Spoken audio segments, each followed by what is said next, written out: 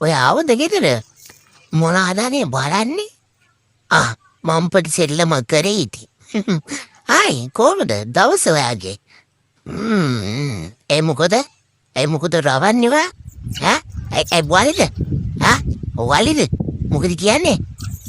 ඕම හැපුවා තමයි. ඔව් හපලා දැම්මා. දැන් අයින් කරන්න ඉතින් ඔයා.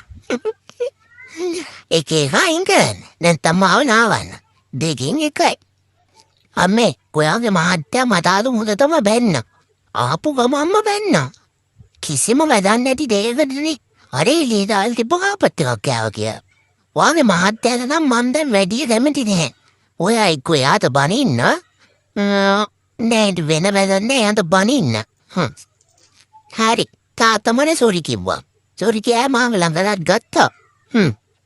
යන්නේ අපි මෙන්ටානේ නිදුකට පොඩි වැරදි වෙනවා. ඌව ලොකු දේවල් නෙමෙයිනේ මෙයාලා. ඔය කාපත් එකක් වගේද මම.